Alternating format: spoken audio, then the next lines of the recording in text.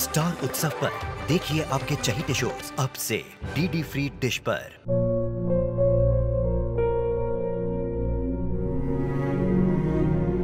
मैं डॉक्टर बनकर अपना और अपने आबा का सपना जरूर पूरा करूंगी।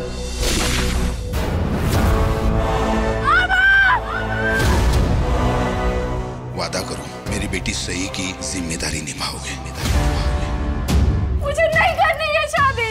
मेरा रिश्ता सिर्फ मेरे सपनों से है। तुम्हें मुझसे कोई उम्मीद मत रखना। मेरी जिंदगी में कोई और है, जिंदगी में कोई और है। क्या एक अनचाहे रिश्ते में गुम हो जाएंगे साई के सपने? गुम है किसी के प्यार में 1 अप्रैल से शाम 7 बजे स्टार उत्सव पर। ये प्लान तो फेल हो गया। बिना फालतू के एग्रीमेंट के हम उसका लाई डिटेक्टर नहीं कर पाएंगे। हाँ, पर कोई तो रास्ता होगा ना। डॉक्टर, रास्ता नहीं है तो रास्ता निकालो। कोई तो तरीका हो जिससे सच बाहर है। दिमाग लगाओ अपना, कुछ सोचो। पैसे चाहिए ना आपको? एक तरीका है। क्या? इससे आपको आपके सभी सवालों के जवाब मिल जाएंगे। हम तुमसे सिर्फ नॉर्मल बातचीत करेंगे। तुम्हारा माइंड इस वक्त बहुत ज्यादा परेशान है। हम उसको थोड़ा रिलैक्स करेंगे।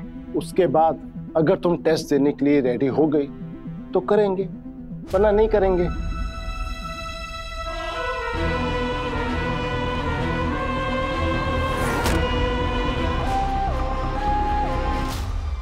गुड। अब तुम बिल्कुल रिलैक्स हो जाओ।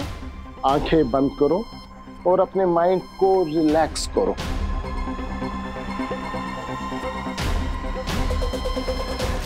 अपने हाथ दो मुझे।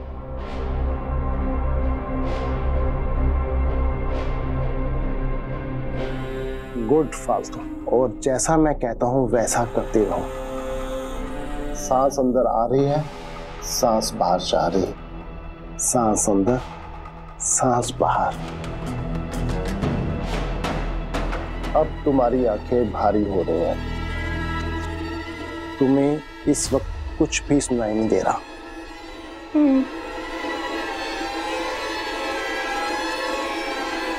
अब मैं जैसे ही चुटकी बजाऊंगा तुम गहरी नींद में चली जाओगी, और जब तक मैं दोबारा चुटकी ना बजाऊं तब तक तुम इसी स्टेट में रहोगी।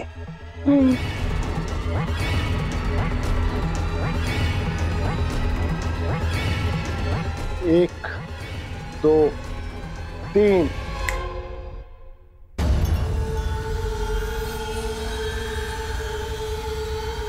अब मैं तुमसे जो भी सवाल करूंगा तुम मुझे उसका सच सच जवाब दोगी। जिस दिन तुम्हारी आंखों की रोशनी गई उस दिन तुम कहाँ थी और क्या कर रही थी? वो भी कुछ लड़कियों की मदद से मारे को उठाकर मंदिर ले गया था। वो हमारे साथ फेरे लेने ही वाला था कि वहाँ माट साहब आ गए मने बचाने।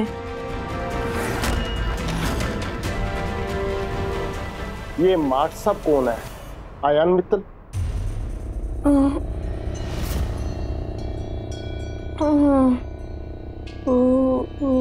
वही हमारे माट साहब है। फिर क्या हुआ? माट साहब हमारा हाथ पकड़े पकड़े उसके गुंडों से लड़ रहे थे। पता नहीं कहाँ से वो पीछे से डंडा लेकर आया और उसने हमारे माट साहब के सर पर वार कर दिया। डंडा मारा तो फिर क्या हुआ? माट साहब बेहोश हो गए थे।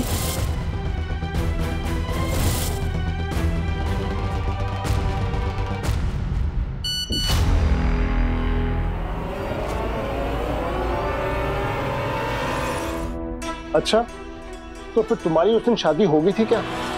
हाँ। किससे हुई थी फालतू? बोलो, क्या किसी ने तुम्हारी मांग में सिंदूर भरा था?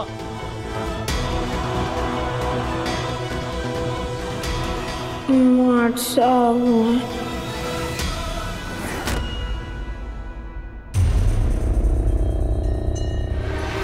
फालतू, मुझे पूरी बात विस्तार से बताओ। तुम्हारी शादी अयान से कैसे हुई थी और क्या हुआ था उस दिन?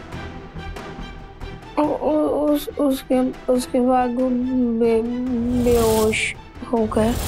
मैंने खुद समझना आया कि मैं क्या करूं। मार्ट साहब, तनीषा जी का ब्याह होना था, पर उसके पहले अनजाने में उन्होंने हमारी मांग में सिंदूर भर दिया।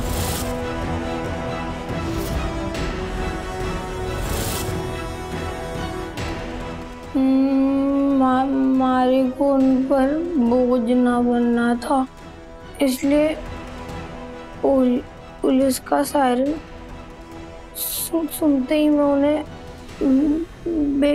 बेहोशी की हालत में ही वहां छोड़कर चली आई।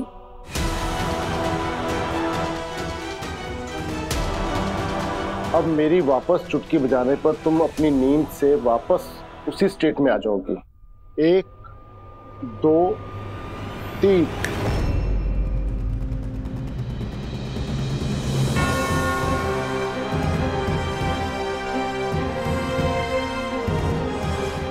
हमारा सर बहुत भारी लग रहा है डॉक्टर साहब, मैं सो गई थी क्या? हाँ, हमारी बातचीत में तुम इतनी रिलैक्स हो गई थी कि तुम्हारी आंख लग गई। चलो, तुम्हारे बापू तुम्हारा इंतजार कर रहे होंगे। पर थे तुम्हारा कोई दूसरा टेस्ट करने वाले थे ना? नहीं, अब उसकी कोई जरूरत नहीं है। चलो, मैं तुम्हें छोड़ देता हूँ। हाँ, आराम से आराम से। हाँ, आ जाओ, इधर से आ जाओ।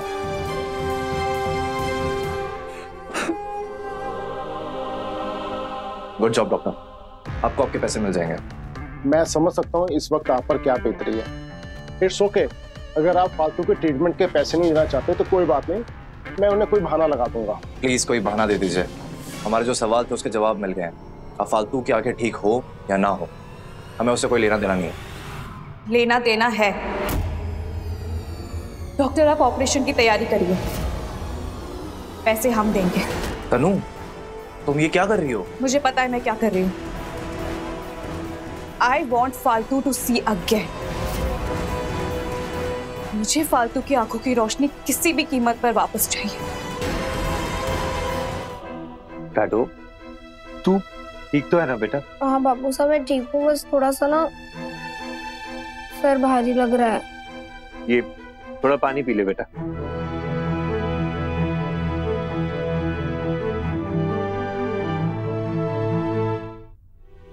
पता ना ऐसा कौन सा टेस्ट किया है, छोरी का पूरा चेहरा ही पीला पड़ गया। लाडो, ये टेस्ट कराया डॉक्टर ने? तू इतनी मुरझाई सी क्यों लग रही बेटा? तुमने कुछ देर पहले अयान मित्तल का नाम लिया था, उस शख्स से तुम्हारा क्या रिश्ता है? बापू हमारे को टेस्ट का नाम तो याद ना, पर डॉक्टर साहब ने मशीन से बांधकर कुछ सवाल किए थे, जैसे कि हमारी आंखों की रोशनी कब और कैसे गई, और आराम करने भी कहा था, सांस अंदर लेने के लिए, बाहर करने के लिए। ऐसे ही आंखें बंद करके बैठी रहो, अपने माइंड को रिलैक्स होने दो। सांस अंदर, सांस बाहर। और लाडो, लाडो, तू ठीक तो है ना? बाबू सर, हमारे को कुछ याद ना आ रहा, हमारी आंख लग गई थी शायद, उसके बाद जब से डॉक्टर ने उठाया है बहुत अजीब सा लग रहा है। हो सके उस मशीन वाले टेस्ट की वजह से बहना को थकान लग गई हो और फिर उसकी आंख लग गई हो। मैंने तो ये 100 तरह के टेस्ट पल्ले ही ना पड़े। पर डॉक्टर साहब इतने सारे तार वार जोड़कर हमारे से मार्ट साहब के बारे में क्यों पूछ रहे थे? कहीं मैंने नींद में मार्ट साहब के बारे में कुछ बोल तो ना दिया? कुछ याद भी ना आ रहा ठीक से। अब डॉक्टर दूसरे पेशेंट को देख रहे हैं, पर उन्होंने बताने के लिए कहा है कि आपकी बेटी के सारे टेस्ट की रिपोर्ट एकदम नॉर्मल आई है और उनके इलाज के लिए डोनर भी मिल गया है। अब हम उनका ऑपरेशन कर सकते हैं। माता रानी। सुना बहना, ताऊ जी अब बहना देख पावेगी। ऑपरेशन हमें अगले सोमवार को करना होगा और तब तक ये कुछ दवाइयां हैं जो फालतू को लेनी होंगी। आप बस ये पर्ची बाहर काउंटर पे दे दीजिएगा, वो दवाई दे देंगे और इसके लिए कोई पैसे भी नहीं लगेंगे। बहुत बहुत धन्यवाद आपका, थैलों का एहसान हम कभी ना भूलेंगे। ये तो हमारा काम है सर। मैंने पर्ची पर हॉस्पिटल का एड्रेस भी लिख दिया है, तो सोमवार को सुबह जल्दी आकर आपको फालतू को यहाँ एडमिट कराना होगा। अब थारे आराम करने के दिन खत्म बहना। जैसे ही थारी आंख ठीक होगी, थारे मेहनत करने के दिन शुरू। फिर मैं भी थारे से जम के काम लूंगा।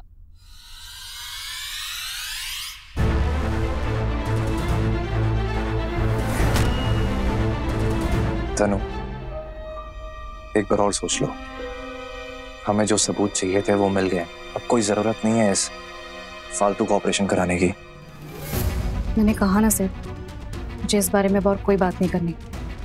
जब तक फालतू की आंखों का ऑपरेशन नहीं हो जाता, अयान उसके बारे में ही सोचता रहेगा, जो कि मैं बिल्कुल नहीं चाहती।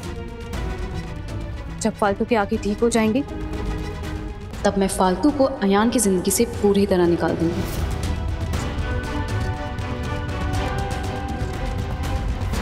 सेट में तुम्हें 20 लाख अरेंज करके दे दूंगी, तुम बस इसका ऑपरेशन करवा देना। हाँ प्लीज, ये बात किसी और को पता ना चले। What the hell यार, ये दाव तो उल्टा पड़ गया। मैं तो तनीषा और अयान को अलग करवाने में लगा था, पर ये तनु मदर इंडिया बन के फालतू को ऑपरेशन करवाने के पीछे पड़ गई है। और ऊपर से मुझे घर वालों को ये बात बताने के लिए भी मना कर दिया है। पर कुछ तो करना पड़ेगा मुझे। ये बात घर वालों को तो बतानी पड़ेगी कि अयान ने फालतू के मांग में सिंदूर भरा था, वो भी तनु से शादी करने से पहले।